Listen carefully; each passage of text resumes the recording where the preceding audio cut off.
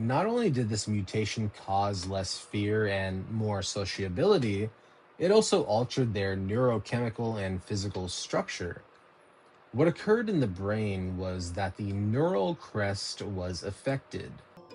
But for the past few years, scientists have been throwing around a fascinating hypothesis. They think the answer to this whole puzzle lies in a special group of cells. They're called neural crest cells. And coincidentally, they were discovered by Wilhelm His the exact same year Darwin published his book. Neural crest cells show up very early in the development of all vertebrate embryos. As the embryo grows into a goat or a pig or a wolf, these special cells travel to every corner of the body and take on all sorts of different jobs. Now here's the thing. Some of these cells end up right here above the kidneys. They become cells that secrete adrenaline, that famous fight or flight hormone. Wild animals are always fighting or fleeing to survive, and that makes it hard for humans to get close. But what if an animal was born with fewer of these neural crest cells, or those cells didn't work so well? That animal would have less adrenaline. It would probably be less freaked out by humans, and it would pass that behavior on to its offspring. The idea is that this is what's going on in domesticated animals. Their neural crest cells have been dialed back. And this would explain all the appearance stuff too, because neural crest-derived cells do a lot more than just make adrenaline. Some of the cells end up forming parts of the face.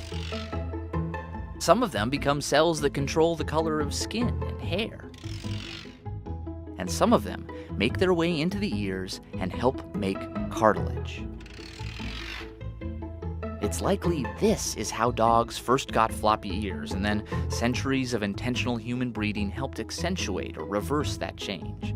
But the neural crest cell hypothesis doesn't quite explain every bit of domestication syndrome, like what's going on with other tame species that do have upright ears. This might be the excuse scientists need to spend more time with their pets. Okay, I think that's enough science and history for now, so I'll leave you with two fun facts. The first is that the relationship between humans and dogs was not one sided, as many dog lovers know. In fact, the mutual benefit occurs simply by staring into a dog's eyes.